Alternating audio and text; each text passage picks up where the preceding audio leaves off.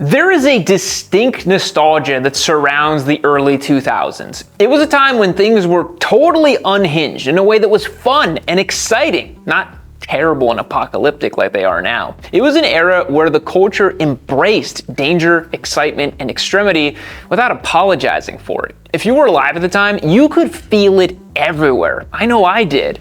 Nu metal booming through a 6-disc stereo, chaotic reality shows on TV, or the sound of an inline-4 superbike screaming past your local highway.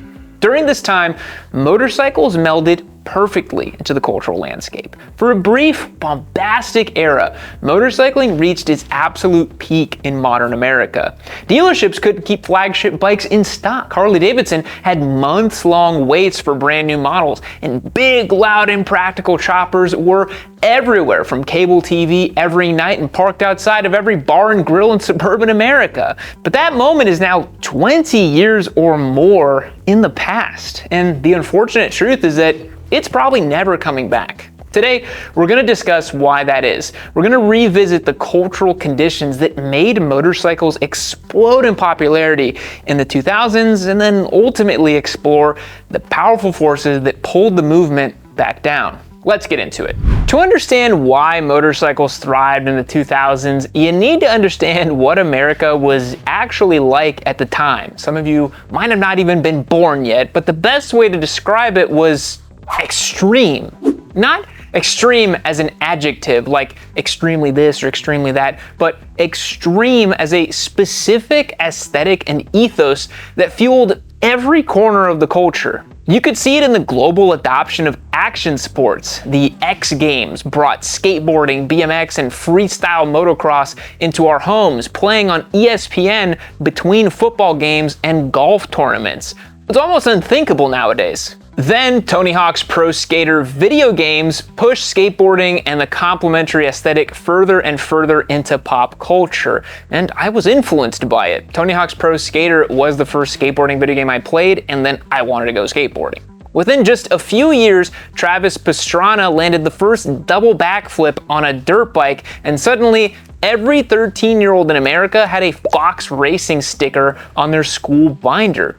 There has been no other era where extraordinary feats of action sports greatness have been at the forefront of mainstream entertainment. The extreme aesthetic bled into entertainment. South Park was at its peak. A group of 12-year-olds couldn't wear hoodies without somebody saying, "Oh my God, you killed Kenny!" Kids these days are just saying 6'7" all the time. It's just not the same. Dave Chappelle was pushing boundaries on Comedy Central. Jackass was turning reckless stunts into nationalized television events. Horror movies like Saw redefined the genre, making the classics from decades prior look really tame in comparison. In every suburban basement, teenagers were blasting Slipknot, Disturbed, and Linkin Park through $20 Logitech speakers while playing Halo 2 or Grand Theft Auto San Andreas.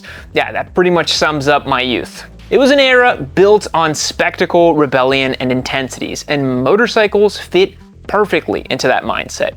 When you saw a Gixxer Thau wheeling down the highway or a Hayabusa on the cover of a magazine promising to be the first bike to break 200 miles per hour, it didn't feel foreign or irresponsible.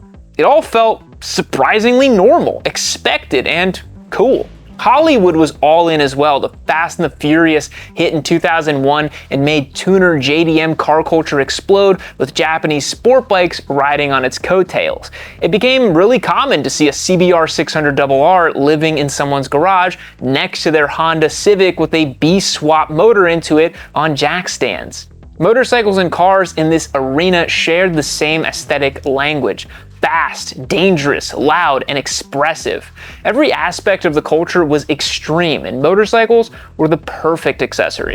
Motorcycling before the 2000s was surprisingly niche. If you wanted information, you had to go snag a print publication like Cycle World or Rider magazine from your local magazine rack. If you liked cruisers, you probably got your information from Harley dudes in your neighborhood. If you liked sport bikes, you would maybe cross paths with other riders who had a vague understanding of what Ram Air actually meant. Then the internet became mainstream and motorcycles were plugged directly into the computer rooms of homes all around America. And this quickly led to motorcycle-specific forums where people could discuss riding, wrenching, and everything else in between.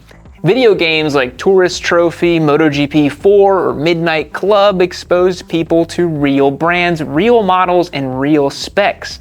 Motorcycles have never been this visible before, and for the first time ever, a teenager in Iowa could actually see a leader bike go 186 miles per hour on a grainy 240p video posted on a forum. Then they read a thread about a gear-driven cam situation, bookmarked a tutorial on how to wheelie, and then show up at the dealership the next day with no preparation and buy a Gixxer 750 with no questions asked. Motorcycles weren't a secret anymore. They were culturally viral. The internet didn't have any algorithmic guardrails back then, so the content you'd see was what was shared directly between friends or excavated via primitive search engines. You'd easily see the most extreme stuff: crashes, stunts, late night police evasions. Now you can't even post wheelies on YouTube without the threat of demonetization. Oh, how times have changed. I can't even tell you the stuff I was exposed to as a 10-year-old on the completely unfettered internet.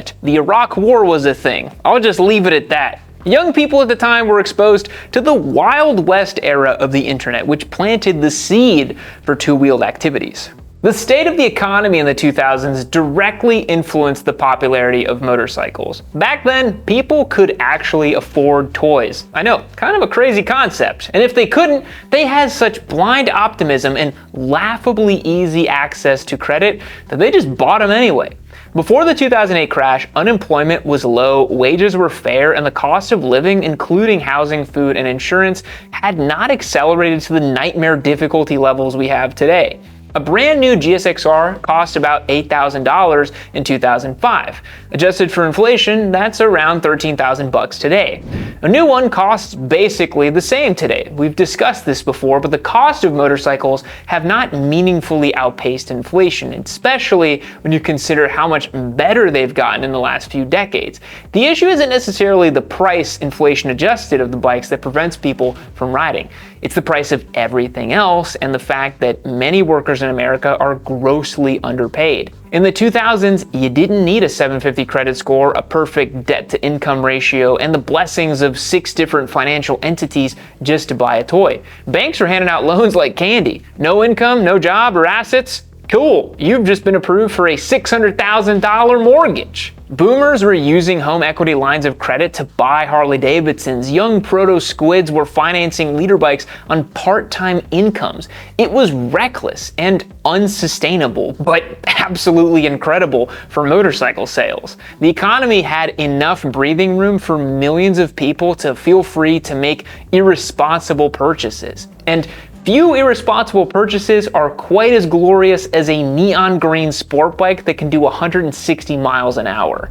I've heard your cries. You say, Yam, you're just giving away motorcycles all the time. I want to see you give away other stuff too. That's why we've introduced the first ever Discord-only micro giveaways. Every other week, I'm going to be doing tires, jackets, helmets, gloves, anything I can think of that you would want for your ride. Pick a lucky person on Discord, and they're going to win some cool prizes. You have to sign up as a member on my website, yammydude.co, to get access for that. And December 26th is actually the last chance to get entered to win this Honda Hornet 750. Now, if none of that sounds good to you, head over to the website, pick up a hat, a hoodie, a t-shirt. Every dollar you spend will be an entry to win. We've got a bunch of great new designs that I'd love for you to go and check out. Head over to my website, yammydude.co. Now let's get back to the show. Even if the culture and the economy were both prime, the 2000s motorcycle boom couldn't have happened without the bikes themselves. The 2000s were arguably the greatest decade of motorcycle innovation ever. The jump from a 1980s motorcycle to a 2000s motorcycle was quite literally a quantum leap. Tech was advancing at crazy speeds. Fuel injection became widespread. ABS went from bloated, clunky luxury tech to something that serious riders could actually trust in their everyday machines. Liquid cooling improved, oiling systems became more robust, and even more affordable motorcycles were receiving engineering attention. Motorcycles were lighter, sharper, more reliable, and massively more powerful than anything that had come before.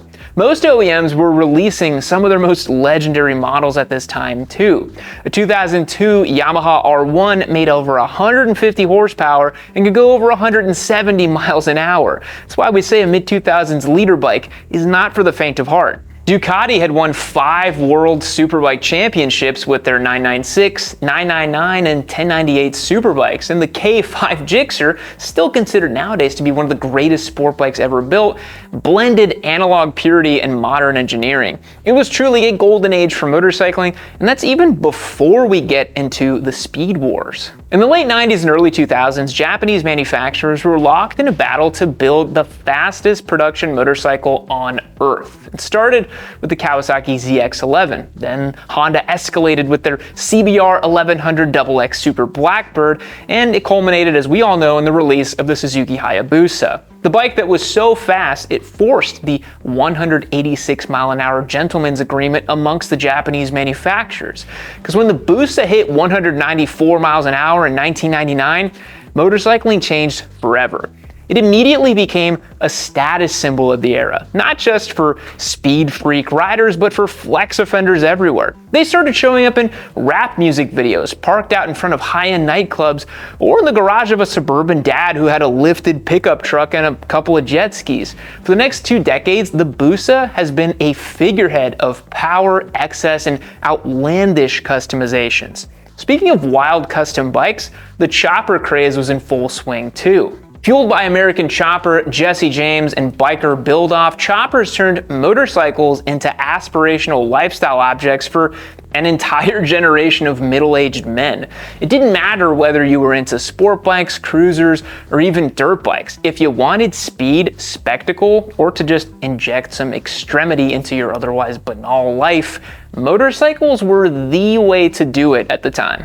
The beginning of the decline wasn't necessarily cultural, it was economic. When the 2008 financial crisis hit, motorcycle sales collapsed overnight. Many manufacturers saw year-over-year drops of nearly 50%. If you didn't live through this time, it really was apocalyptic, seeing George Bush show up on TV and being like, "Whoa, we gotta talk to the Fed and make sure everything's gonna work out." It was kind of scary. Dealerships closed, inventories collected dust, and crucially, motorcycling never recovered to its pre-2008 heights, even to this day. The industry stabilized, but it never bounced back to the cultural dominance or sales volume of the 2000s. And the deeper reason it never regained momentum is because the motivations of the demographic that once fueled motorcycling's growth have dramatically changed. Even for the youngsters who do crave adrenaline, motorcycling has become just financially out of reach for many. The problem isn't that motorcycles themselves have skyrocketed in price, because honestly, they largely haven't, accounting for inflation, of course. It's that everything around motorcycles has become expensive enough to suffocate the sport. We all know wages have stagnated while the cost of rent, food, healthcare, and everyday essentials have exploded. Interest rates right now are a little higher than average. The average 20-something doesn't have a spare $10,000 liquid to spend on a toy. And they're also adverse to paying 25% interest on a 5-year loan instead. We already did a whole video on the affordability crisis in motorcycling, so go and check that out when you finish this one here if you want to see my thoughts on the subject. But in short, many motorcycles are slipping slowly into the category of luxury goods for the financial elite, with manufacturers prioritizing high-end flagship models, whether they be ADV, hypernakeds, or superbikes, because they know their core buyers are not 25 years old anymore. They're 55-year-olds with lots of disposable income. So you keep going up the tree, and now all of a sudden you're selling $60,000 Panigale V4Rs. Entry-level bikes do exist, of course, but they often kind of feel like afterthoughts, spilling over as surplus from other global markets. The 2000s economic ecosystem that enabled motorcycling, which was low cost, easy credit, decent wages, and cultural permission for adults to buy toys, doesn't really exist anymore. And until it does, the sport is going to continue to shrink. I mean, how many people you know out there buying brand new S1000RRs while having a house, a wife, a family, and all this other stuff, and also being 25 years old? it basically doesn't happen anymore. So is that golden era gone forever? Could anything bring us back to the heights of the 2000s? Will motorcycling become back in vogue the same way Jinko jeans, Osiris sneakers, and other artifacts of Y2K culture have? I guess it's possible, sure, if motorcycling became more affordable, if the economy started looking more optimistic, if it wasn't so K-shaped and, only had rich people taking up everything, maybe if cities adapted transportation policies that encouraged riding, maybe we legalized lane splitting, universal free motorcycle parking, or even tax credits or subsidies. Wow, imagine that world. I'd want to live in that world. Maybe if America began treating motorcycles as transportation, not as toys, things could change, because I really don't think bikes will ever see the cultural reverence they had 20 years ago. So instead, any potential growth will likely come from value, practicality, and utility. Instead of sport bikes as fun, extreme lifestyle purchases, they're going to just become more practical tools, like in Europe, South America, or Southeast Asia, where bikes are normal, practical, everyday tools. If the US leaned to that angle, I think we could see growth, more efficient, value-driven commuter bikes, policies that reward riding instead of punishing it, marketing that presents motorcycling as a practical solution for young people instead of as lifestyle bait for bored old dudes with deep pockets. Cities are adapting around e-bikes, scooters, and autonomous vehicles. Car culture is being disrupted not by fast machines, but by algorithmic practicality and ride-sharing apps. The future looks clean, quiet, predictable, and safe. It does not look like the 2000s. Motorcycling in its purest form will always exist. There's always going to be enthusiasts, much as there's, equestrian enthusiasts nowadays, 100 years after the advent of the automobile. There's always going to be people who crave the sound of an engine at redline and leaning a bike at its limit. But the era where motorcycles captured the mainstream zeitgeist and felt like essential components to popular culture, dominating the media or symbolizing an attitude of an entire generation, is almost certainly gone for good. Thanks so much for making it all the way to the end of this 2000s deep dive. I hope you enjoyed it. I hope your mom is gonna make us some bagel bites after we finish jumping our huffies off of these wicked X Factor ramps. Let me know down in the comments if you lived through this era and if you were one of the lucky few who caught the last chopper out of Saigon. I'll catch you guys in the next one. See you later.